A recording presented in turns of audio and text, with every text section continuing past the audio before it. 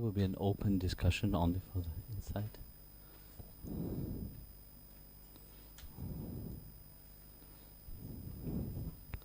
In English.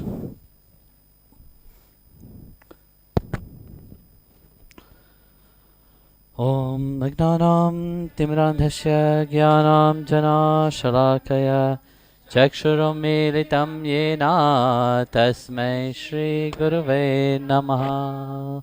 He Krishna Karuna Sindhu Dinabandhu Jagatpate Gopesha Gopika Kanta Radha Kanta Namostute Tapta Kanchana Gaurangi Radhe Vrindavaneshwari Vrishabhanusute Devi Pranamami Hari Priye Hare Ram Hare Ram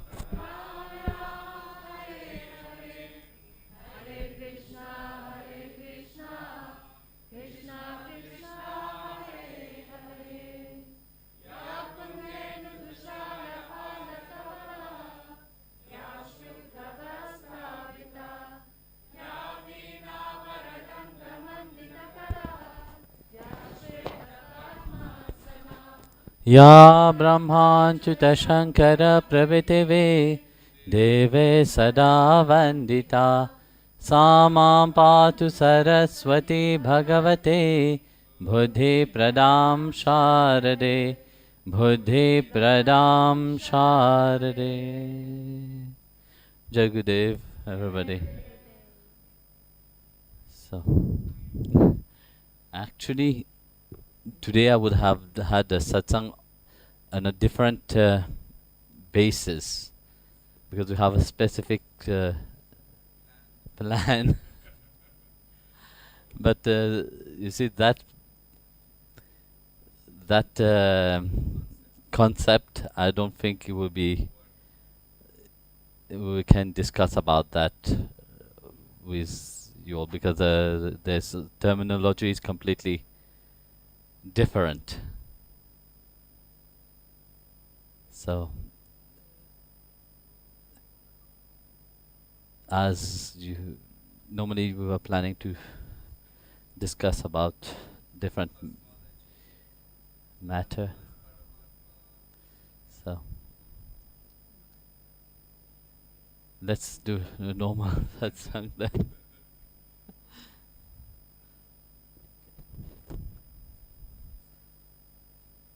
You have any question? Yes, Mataji.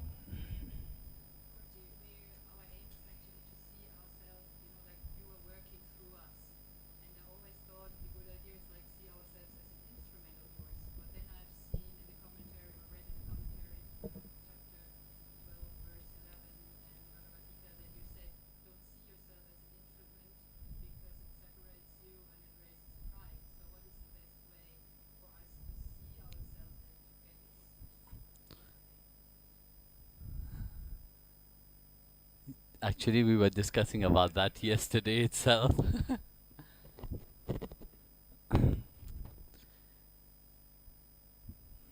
You see, in your question, what you put first is the I. You know, we have to see, but still, the individuality is very much prominent into that question. And as long as that individuality is there, the we or him will not be visible. Because we said yes, we want to do the will of the Master, we want to do the will of God, but yet behind that will there is always an expectation and a desire which is there. So that expectation and the desire cover everything, but normally you will be able to access the divine plan. So when we say, yes, I want to do this through the will of the Master, no? For example, what do we imply by that? So whatever happen must be through the divine will to happen, no? But yet, that divine will means we come to the point of complete acceptance. No? But when it doesn't turn the way we want, there is acceptance into it? No. There is non-acceptance.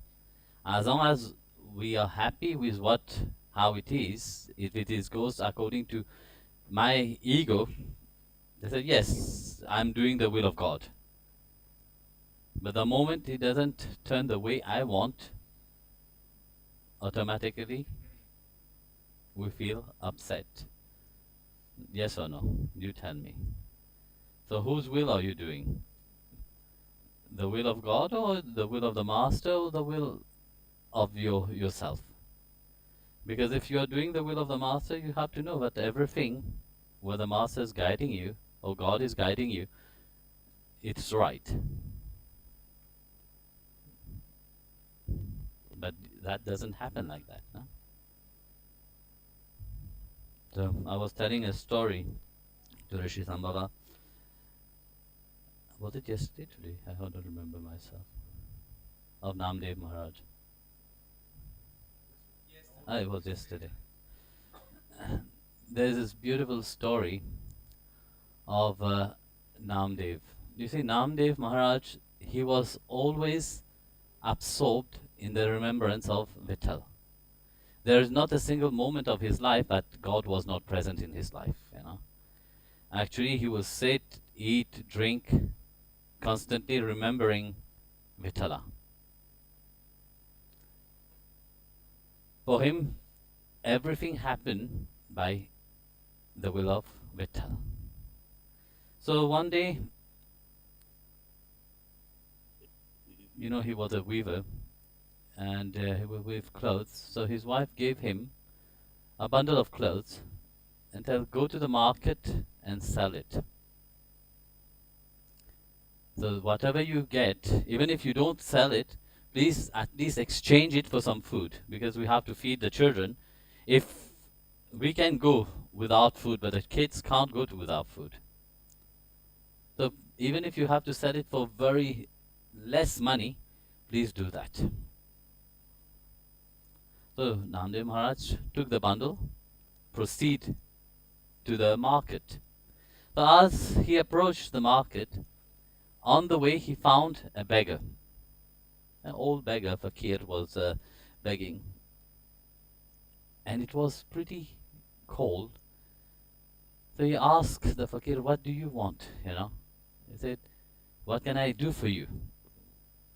He said, okay, give me the bundle of clothes that you have, that will be sufficient for me. And without thinking, Namdev gave the bundle of clothes to the fakir, and he left. So as he approached back his village, he started to think that, my goodness, he hear what his wife was saying, and start to visualize his wife welcoming him nicely. So he started to get scared. So in place of going to his house, what happened? He went and sat under a tree, and he started to do his bhajan. He said, well, Vital, if that is your will, let it be how you will it to be. This family is not mine, it is yours, you handle it. So he sat there and started singing his abhang and bhajan, Nama Sankirtanam. Meanwhile, Bhagwan was so happy with Namdev. So seeing Namdev devotion, Vitthal came to the house of Namdev Maharaj. So as of course he's in disguise, he knocked at the door. And of course from inside the wife said, what do you want? No, said, who are you? So he replied, as Namdev is a servant of Vitthal, I am the servant of Namdev. So okay, you are the Bhagat of Namdev, fine. So what do you want? So Vitthal was so, say, wow, Look, they don't have anything, and yet they are asking me what I want. How blessed are they? He said, no, I don't want anything. I just come to give you all the things which Namdev have sent. So the wife opened the door, and as she opened the door, she saw that there were carts and carts of grains, rice, and everything. And Bhagwan in disguise said, Vitthal in disguise said, this had been sent by Namdev. Today he sold his bundle of clothes so expensive that he could buy all this. So the whole house was full. And Vitthal said, listen, there is much more is coming later on. He said, please don't bring them. Wait when Namdev come, then you bring. Then he will know what to do with all these things. So, by the way, I don't even know where Namdev is, she said. So Vitthal said, I saw him sitting under the tree there, outside of the village. You go and fetch him. You will see him there. So as the wife approached, Namdev saw the wife coming. He started to get worried. You know, he knows the temper of his wife, not like you, very, lovely and very, kind and calm. So he knows how his wife is. So he closed his eyes and said, Vitthal, you are the only one who can save me. He opened his eyes again, and he saw the wife was very joyful. Okay, something must have happened. The children are happy. I said, okay, Vitthal, you have done something for sure. So the wife approached and said, listen, my dear, I know you have made a good sale today, but you should know, you should not buy so many things. You should know how to keep some money for later on. And Namdev could not understand anything what was happening. So he closed his eyes, and inside he saw what Bhagwan have made, which Leela he have made. And he started laughing. And he said, you see, that servant, when he start to give, he don't know when to stop. And nobody can handle what he can give. I find it so relevant to your question, because you see, when we observe what Namdev Maharaj, how he is, constantly absorbed in any situation, in this complete acceptance of the will of Vittala. He don't ask question. He don't ask, why is that happening to me? He knows that everything, it is in the flow of his will. And this is what I was saying. You see, when we have to do our dharma, our Bhagwan will, if we are in tune with that flow, he will guide us to that. Because that is what life is about, We are in tune about why we are here. Otherwise, what the use of life itself? If you don't know truly why you are here. And to know why you are here, you have to know who are you true, in essence. And that is your sadhana. And your sadhana to be in tune with that flow of the divine will itself.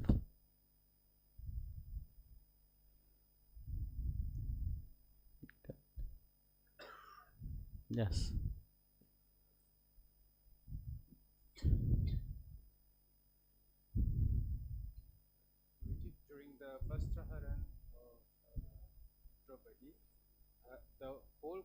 was there, but nobody dared to help her. What was the helplessness of everyone in the court?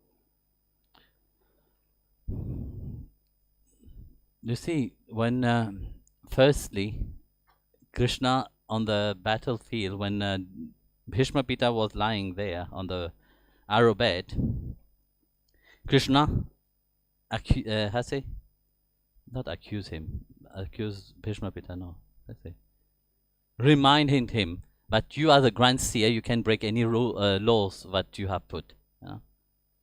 That you could have stepped over and really say, stop, you can't do that. But yet he kept quiet, because the promise that he gave to Duryodhan, that he will not speak. Krishna reminded him on the arrow bed. This is the only mistake. But you could have changed everything. You could have changed the whole battle. But due to not opening and standing upon your, your right, your not right, your power, your strength, authority, that war is because of you. So everybody was held helplessness because they could not speak due to the game. You know the game, how it proceeds, no? The game was complete cheating. But the greatest fault about that was Yudhishthir itself. Because when the game started, Yudhishthir did a mental prayer to Krishna. He asked Krishna, please don't interfere. In anything that happened, please don't interfere. This is between me and my family. It is between us. Don't interfere into that. And Krishna accept that prayer. So when they were losing through treachery, actually, Krishna could not do anything. He could interfere, but he was held by that promise that he will not interfere. So that's why he let the game goes on. But later on he said to Yudhishthir, listen, my dear, you knew very well if just in your mind you will think about me. He didn't say you have to do great prayer, call for me, all this stuff. He said you could have just think about me. You know that I am Paramatma. I am the one which reside inside of you. And nothing that I don't know about. No? I would have changed everything. But the problem is your pride and your ego have blinded you so much that you could not even think about me. This is very beautiful actually to analyze that, But he said your pride and your ego have blinded you, but you can't even think about God. But it is true, when you are so much engrossed with yourself, which you don't even know about, what you know about is your external self, you can't think about that Paramatma which is seated inside. So when you can't be in tune with that Paramatma which is inside, of course, then you fall completely into the world of Maya. So when you are into the world of Maya, into the grip of Maya, it's very difficult to come out of it. So you blind yourself completely. So that's why they were rendered completely. They could not do anything. Even to the point of Draupadi. Draupadi was there. First she was holding so tightly upon her sari. But yet, when she let go of her sari and surrendered to Krishna, there was an endless flow of sari that come. And this is also what we say, what you give to God. Remember when Shishupal was attacking Krishna, and Krishna said, I'm counting your sin. Then he flew the Sudarshan Chakra. And when he did that, he cut his finger. What did Draupadi do? She tears her sari, just a little piece of sari, and tied the finger of Krishna. Just because that little piece of sari itself, Bhagwan have gave endless of saris to protect her. So this is the beauty of Bhagwan himself, you know.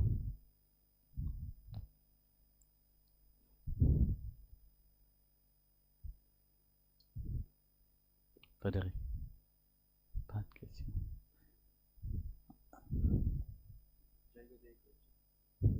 Difference between pride, ego, and arrogance, or are they synonyms of the same thing?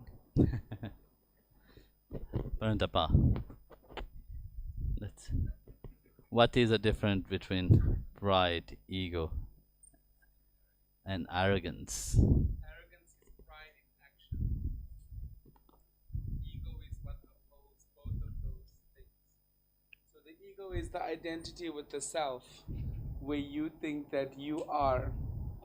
So your identity is with you, the things that you want, the things that you're aiming for, the things that, and you have to uphold those. So which actions are you going to do that uphold those? They usually have to do with yourself.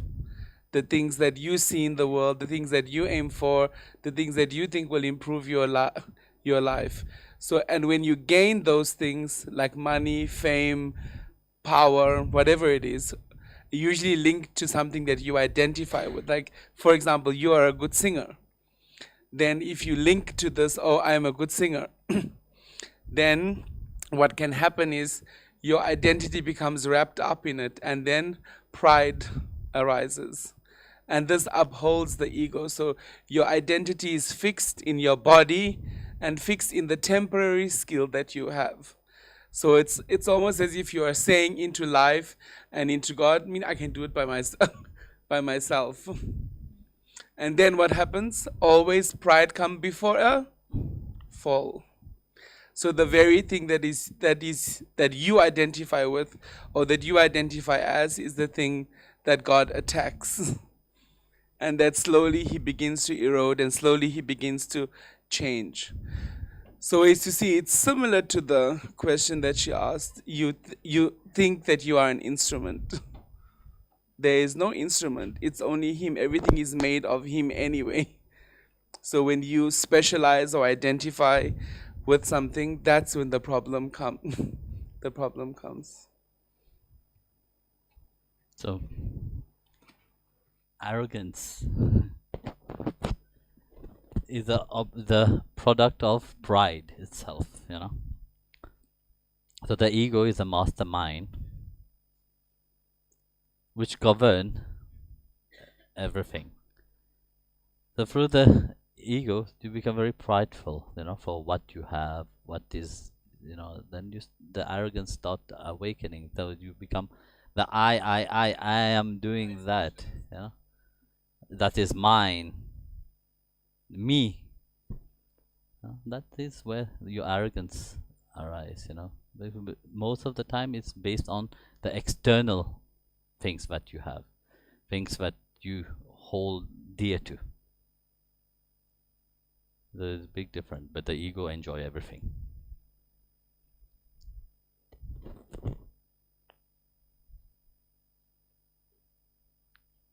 Couldn't you please for Mama? Lord Rama came across Jatayu.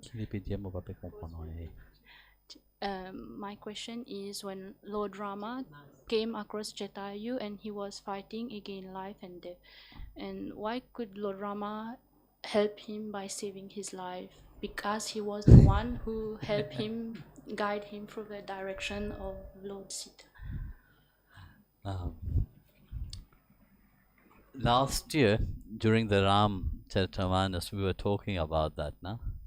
How Jatayu, that great vulture, attack Ravana and help Sita. This is a question which said, okay, why did Rama didn't save Jatayu? You see, one thing is that once you have darshan of Bhagwan, you are safe. And once you have had darshan of Bhagwan, even if you are dying, this is the most greatest blessing that you have had. What the use of seeing anything else? You remember the story of Bilva Mangal? No. You know, when he plucked his eyes out and then he was blind completely and he had the vision of Lord Krishna. And Bhagwan gave him the eyes back, no? And what did he say? Please, I want you to take my sight back. Because I have seen you, what else should I see? So the same thing with Jatayu. Jatayu was lying there, waiting for Sri Ram to come. And when Bhagwan came, how blessed is he, but he himself gave the funeral rite to him. Does this happen to everybody? No, it doesn't happen. So this is one thing which is they waited for that specific moment. And once they have, you see, your Atma, this is the mystery of the Atma itself. Your Atma wait for a specific moment to happen. And when that happens, then your Atma doesn't have anything connected to this reality. So that, what is linked to him is that knowledge that he have, Don't underestimate Jatayu to be just a vulture like that. No, he have that divine perception. And he knows that by certain action, something will happen. I will be saved, And by that action, nothing can, life will have to carry on. The whole process of life and death, like it said in the Gita, that there's a time to be born, there's a time to die. And there is beautiful on chapter 8, verse 23 of Bhagavad Gita. Lord Krishna explained to Arjun about the process, of dying itself. And they said there is a specific time. If you died at a certain time, you will be liberated. And if you died at another time, you will be back again, incarnated into the realm again. Chapter 8, verse 24, he said, if you died in the light, with the fire, the light, the noven solstice ascending, you will not, this is known to be the Deva, the time of the Deva. So you ascend. So you will not take birth again. What does that mean? Let's see. Meaning that there is an auspicious time. And those who have that knowledge really of the self, they will go and grow up into that time system. But even when living this plane, you will not be born back again here. So even those people who have built up their relationship with God through their sadhana, through their spiritual practices, through their advancement into getting to know themselves, the self have elevated itself, so into that blissful state. So when one pass away, that soul enter into the realm of the Devas. When it enter into the realm of the Devas, which is called the sun, the sun ascending, So when you enter into that realm through knowledge, of course, for the knowledge of the self, you are free. So the same thing, Jatayu have that knowledge, you see, of a specific time that I should die, and that Bhagwan himself will come there to free me. Whereas in chapter 8, verse 25, Lord Krishna said that those who died in the southern solstice, which is rotating toward the downfall, it is a darkness time, they ascend into the realm of reincarnating again and again. So to be free from that, the knowledge of the self, to get to know who truly you are in essence, which means shining that inner life of the self firstly, but yet it's not everything. Shining that light of the self fall back again into the downward descending. southern solstice, which Bhagavan Krishna is talking about. That will make, but he come back again and again. But you have to be free from that cycle of birth and death, So to be free from that cycle of birth and death, it's only to ascend into that divine knowledge. So this is what Jatayu had, that knowledge of transcending that both reality, whether it is the cycle of birth and death, this is the purpose of life itself. That's why Bhagavan himself came there to free him and liberate him. So there is no point of saving. Saving means he's saving him much more by freeing him from that cycle of birth and death than saving him, giving him life again. Then yet you can fall down again, because like you see, it's so easy to fall than to rise.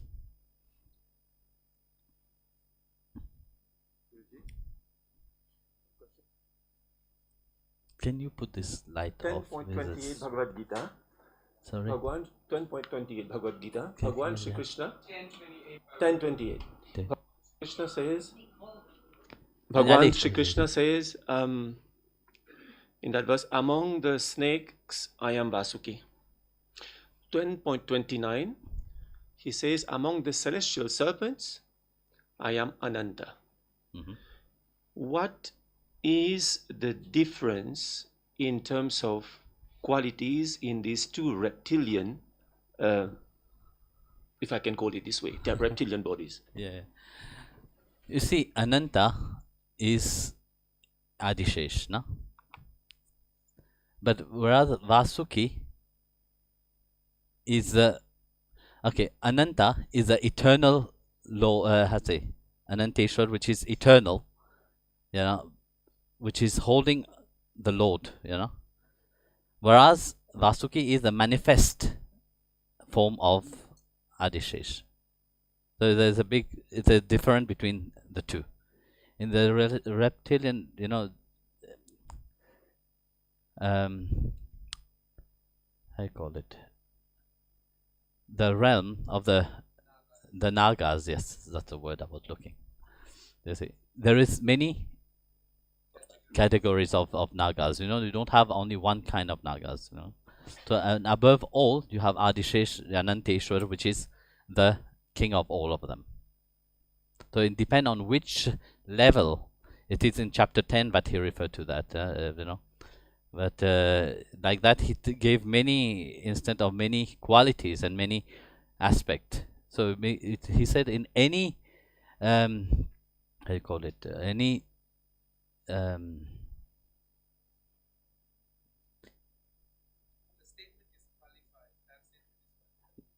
but I'm looking for a word.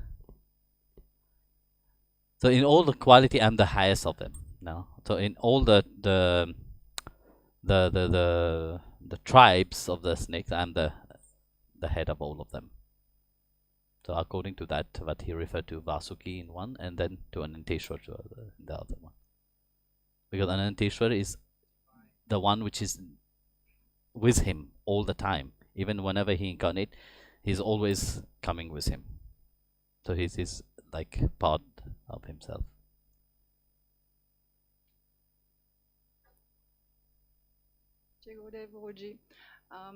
Oftentimes when people start on the spiritual path, they start to define themselves as feeling that they're all souls.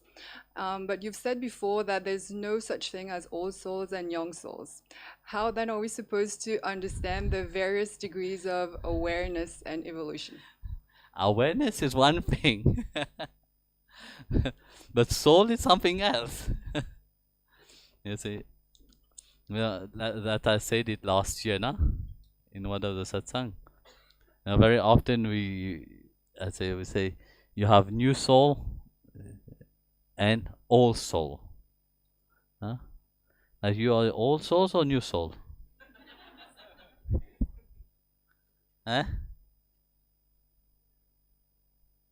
German. There's only Atma. There's no old Atma or young Atma. But it differ. The awareness differ of, you see, when the first time you incarnate upon this world itself, so you create a certain attachment to this reality. So due to that attachment, whether your attachment is strong or not, that brings a different kind of awareness to you. So due to that, you have a different experience. That's why Lord Krishna explained about the law of karma also, how karma function. Yeah? So all this play together. So it is not just saying, I'm a young soul or I'm old soul. No, how old is Bhagwan? How old is God? Eternal. So we can't say the age of it, no? So as old as he is, as old you are. Because before you manifest into this world, you exist eternally within his cosmic body. When you get your ego identity to be incarnated here, this is when you manifest. But still, the Atma is still not bound by this reality of the outside. The Atma is still free from this reality. In spite of being entangled into this reality, into the cycle of birth and death, but the Atma is not from here. The Atma belongs to that cosmic aspect of Bhagwan himself. So when you are free, you go back again into that cosmic aspect of Bhagwan. That's what we call Vaikuntha, Goloka, whatever name you put to it. So it's not just a little heaven that you go. When you do good things, you go to heaven, no? But in the Hindu tradition, heavens is not only one. There is a multitude of heavens, and there's a multitude of hells also, according to Garuda Puran. He's an expert into that. So Parantapa will explain about Garuda Puran. He will get a little bit scary already. But like that, there's a multitude of heavens also, which is not permanent. The only permanent is when you have your true identity of yourself. So like that also, you see, your awareness change. Your awareness don't stay the same, no? As you grow, your awareness also transform. Grow spiritually, it's all I'm talking about. You don't grow only old, but spiritually you grow. So your awareness also transform itself. So like that, you become more divine.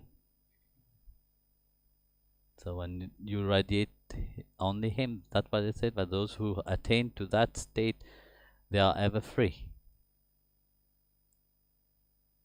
So the yogis, for example, do you think the yogi think about you are a great soul or a great all souls?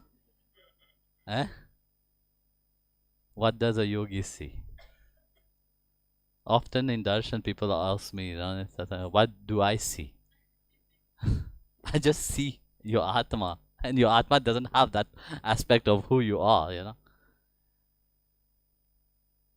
I just see the Atma as a light, and that Paramatma light which is shining, of course, around there's this karmic things which is turning around, but these are just irrelevant. This can be taken away. This can be washed completely. That's why you see when you take initiation with the Sarva Dharmam Parityagyam Mam Ekam Sharam Vraja, that mantra itself, that's it, those who surrender to me, I take care of them and cleanse all the impurity. But that state of surrender doesn't mean that you should just sit there and say, yes, now I have taken shelter, I have finished, I don't do anything. No, this is the point where you start to really engage yourself in knowing him as the super soul inside. And that is by knowing him only, but the grace of the self itself will transmute into that divine self. Because knowing the self, just to attain self-knowledge or self-realization, there is a possibility you are still stuck into that cycle. So like that, you see, you can be born again in your next life, as a very great yogi again, with a certain quality, but doesn't mean that you have attained to God realization. God realization is far more superior than that. Those who attain to self-realization, they realize that now is my journey really starting. It is now that I'm start to live truly. Before I was not living. I was living into the world of duality. I was living into the world of Maya. I was living into the world of, yes, I'm aware that I am the Atma. I know I have a soul somewhere. Last time I was asking, where is the soul? Have you ever seen it? No? But you all have felt it, no? That's why I have brought you on your spiritual path. Otherwise, it would have never happened. So a certain distinction is there between a soul which is into the outside world, yet a soul which is on the spiritual path itself. So a certain awareness is there of the Atma.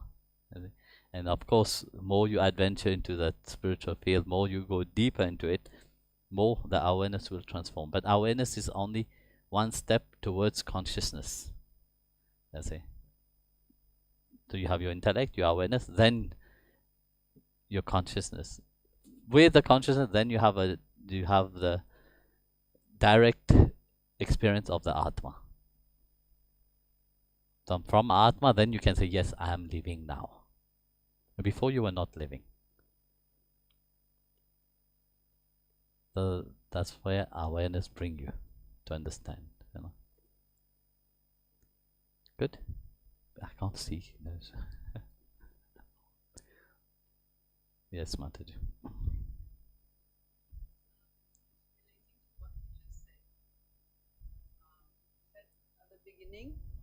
At the beginning, we were all within him, or part of him. And when we get our ego identity, then we take birth. How and why should this happen in the first place?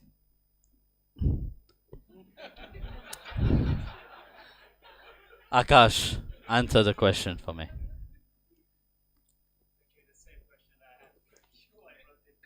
Answer her?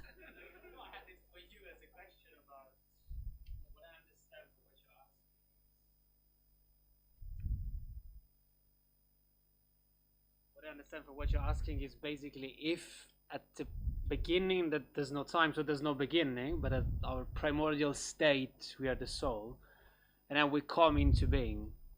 But they say that karma has no origin, right? There's no cause to karma. The beginning is anadi. So what's the first cause that makes us cause to be like this and then have karma? Is the will. The first cause is the will. God's will. God's will.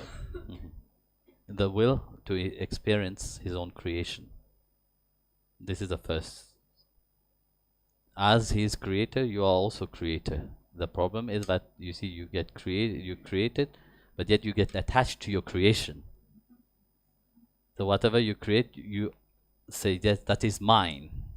I claim possession over that.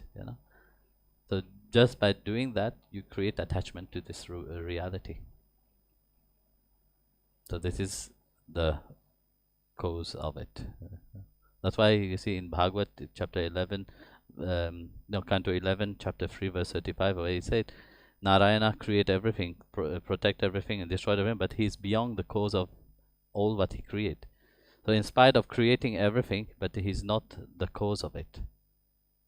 So in Bhagavad Gita, Krishna explained also that everything emanates from him, but yet he is not into anything.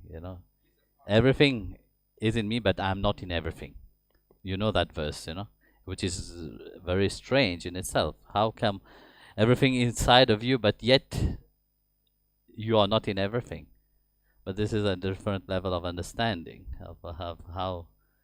But we are all into his cosmic body, but yet not everybody is in touch with him. Not everybody is aware of his true self, of himself inside. But he is a great super soul which is observing everything. At the end, he's the one which is doing everything. So that's the saint, when they come to that level of awareness or consciousness, so the distance between them disappeared completely. That's why they took the identity of Bhagwan himself. That's why he can come in any form of all the saints. Even when the saints disappeared, they say, okay, yes, they have finished the life, but yet when the devotee called for them, Bhagwan himself come in the form of the saints, because they have taken the identity of the Lord himself. So this is the original identity of who everybody is. So your Atma is beyond the cause, because the cause of effect is through the mind but have been given outside. So when the mind had been created, the mind rotate on the outside, and then you give more priority to the mind. So when more priority to the mind, very well, we were discussing that today actually, about how the mind, the function of the mind is fed by the senses, and through the senses the mind is fed.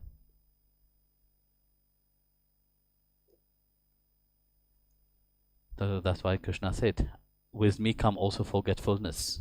I am memory, but yet I still make you forget about it.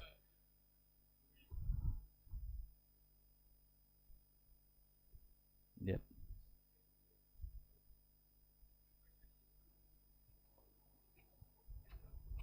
Jai Guruji, my question is on the karma and destiny.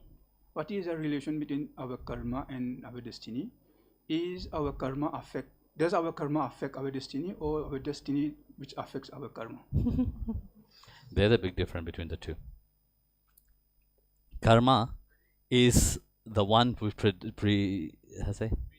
predetermine your destiny.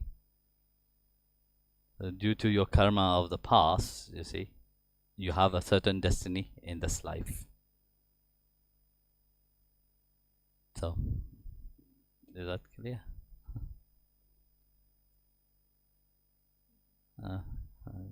Can you explain about Shikandi and Shikandini? We want to know a bit more about the character. Shikandi and Shikandini. Who is Shikandini? In Mahabharata, there's a Draupad, the daughter of Draupad. Tell me more. We want to know more.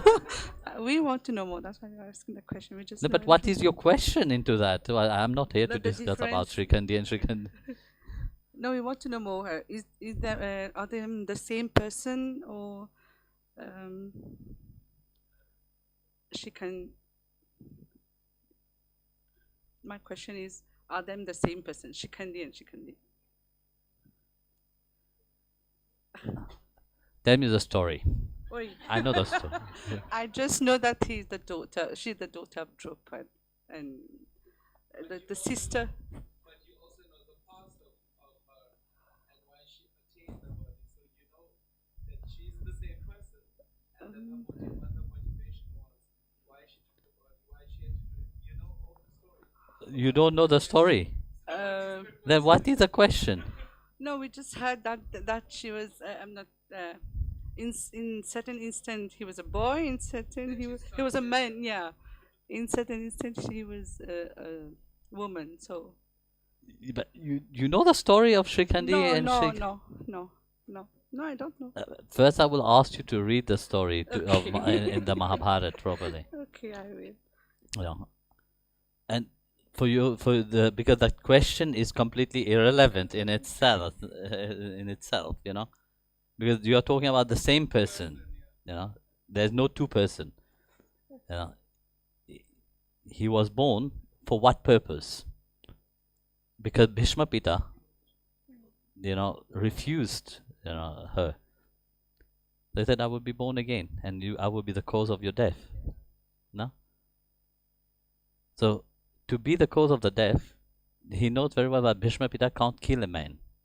So he have to become a woman first to be able to. But this is a blessing that he received from Lord Shiva. But in time when you will need me, that boon will happen. So that is the time where Lord Krishna enact that and said, yes, this is the time now to be able for on the 11th day actually, for otherwise the war will carries on. First who have to fall is Bhishma Pita. So if without him falling, the war will carry on, will never end. So that's why Krishna said to Arjun, you will have to shoot the arrow, but first Shikhandi will be there. But when Bhishma Pita saw Shikhandi, he could not shoot the arrow to him because he knows who that person is. So it is here you can see that it's transcending that duality of male and female. So,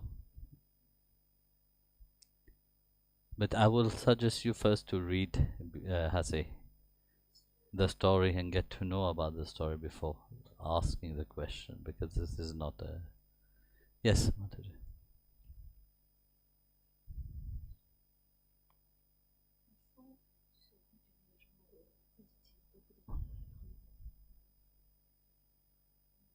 Chinese I don't speak.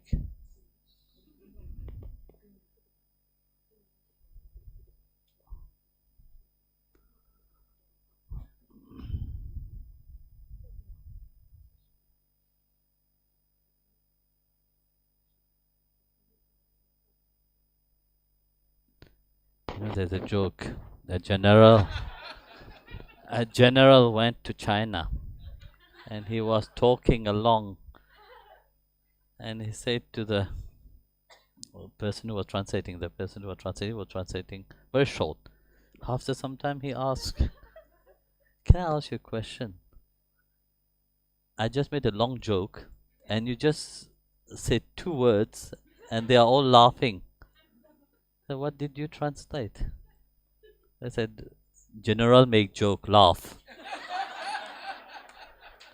Is it like that?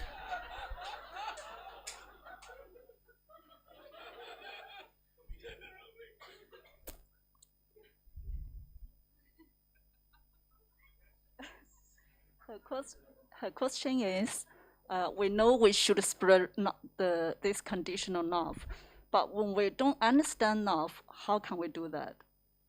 Love can't be understood. This is the problem is when we try to understand love. What is the quality of love? I asked you last time also in Satsang.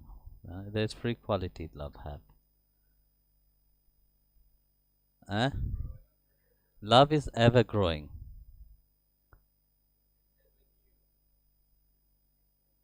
Everlasting.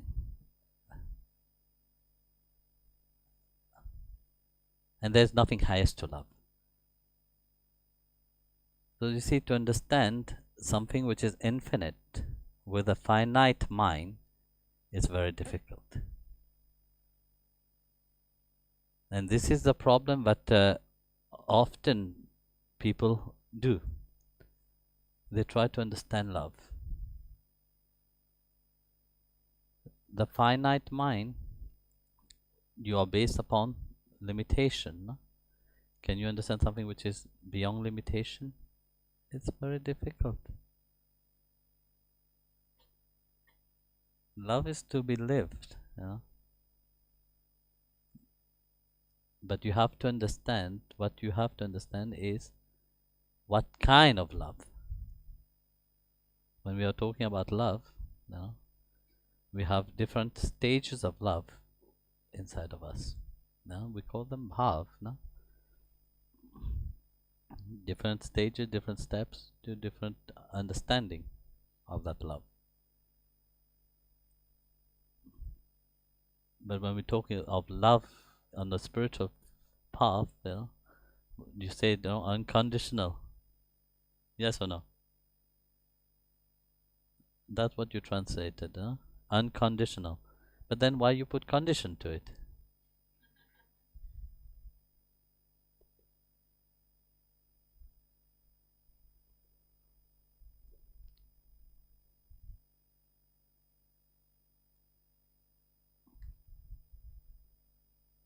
He said, you are spreading this unconditional love, but you yourself is conditioned. So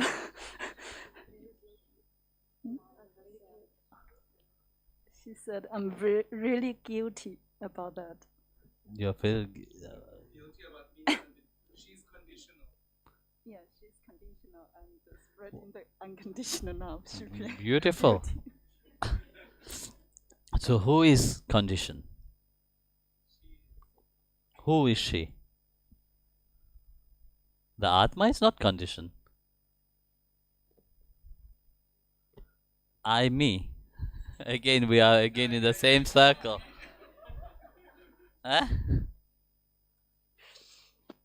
Earlier, I don't know whether you understand English or not. You were saying, the question he asked, about I, me, and mine. This is the glory that we always sing, but when you sing that glory, I, me, and mine, you can't attain to that unconditional love. You can talk about it, you can talk about it, but yet you don't emanate it, you don't shine it. Because when there is unconditional love, there is no need for words.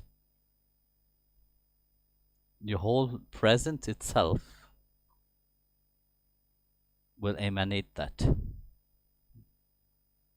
It's like when you go in a perfume shops, okay? Even if you don't put any perfume on you, but when you come out, you will smell like the perfume shop, no? It's the same thing when you sit by the master. The master don't need to talk to explain anything. He speak and talk because one is limited, but in reality, you just need to sit near to the master and partake of the perfume that he gives. So the same thing with unconditional love. Love is like that. You don't need to speak up, you don't need to express it or anyway. If you could just sit and enjoy it, you will enjoy it. And knows one thing, that your Atma is not conditioned by anything on the outside. When you talk about I and mine, you're talking about your body, your intellect, and your mind. But that is not you. That's why when we talk about love on the spiritual path, we are talking about that true love which is inherited deep inside of you, inside of everyone, inside of everything actually. Which identity you give to yourself, Of course, with your limited identity, the mind, the body, and the intellect, you'll be limited. But if you identified yourself constantly with the Atma or with the divine inside of you, then it will be without condition. Often people ask me also the same question, how can you love like that everybody? Firstly, I don't expect anything from anybody. I don't love you because I want something from you, So that's why I can be myself. It is a challenge to be yourself. But I like to challenge also. Because if there's no challenge, you don't grow. It's only when you are challenged that you can grow. And when you are yourself, it is a great challenge for others. Because you see the whole world how it is, the whole society itself how it function in a very, let's say, you have to be like what the society wants you to be. But asking yourself, all those who have attained to God realization, were they in society? Were they slave to society? No. They were themselves. That's why it is so rare. They were never enslaved by the norm of the society. That's why they could love unconditionally. They could love everybody. They could change certain things also.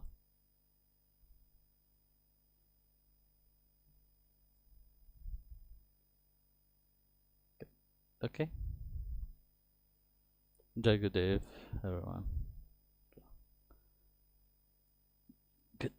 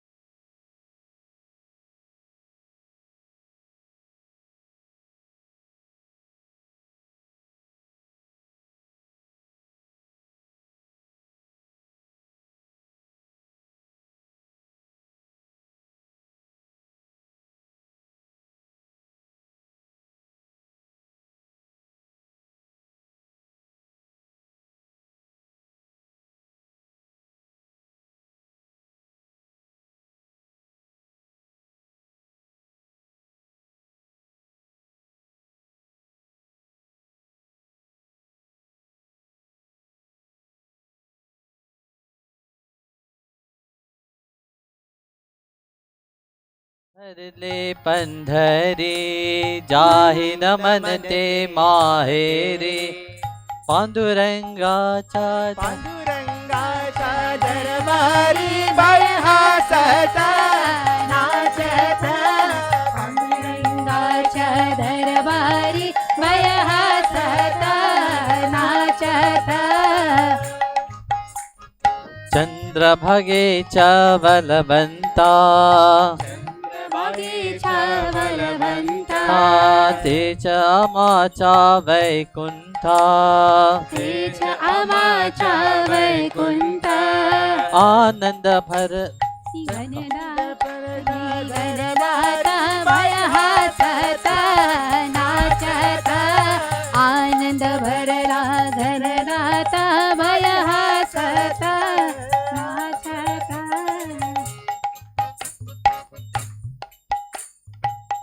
नाथ भरले पंधरे जाहि न मनते माहेरे पांडुरंगाच्या दरबारी भय हसता नाचता पांडुरंगाच्या दरबारी भय हसता नाचता पांडुरंगाच्या दरबारी भय हसता नाचता पांडुरंगाच्या दरबारी भय हसता नाचता पांडुरंगाच्या दरबारा पांडुरंगाच्या दरबारा संत मिलावे आपरा संत मिलावे आपरा हरिनामाचा गजरा भय हसता नाचता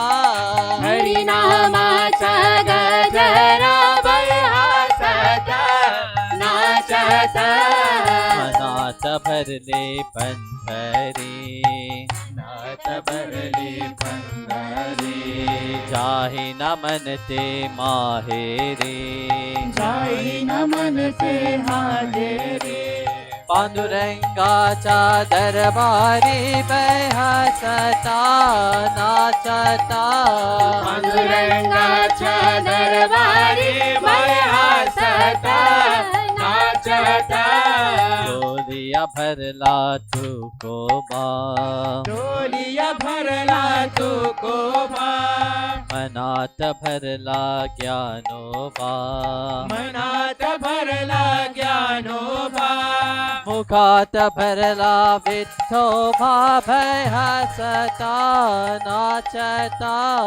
मुखात भरला विठोबा भय हसता नाचता मनात भरले पंधरे मनात भरले पंधरे जाहि न मनते माहेरे जाई न मनते माहेरे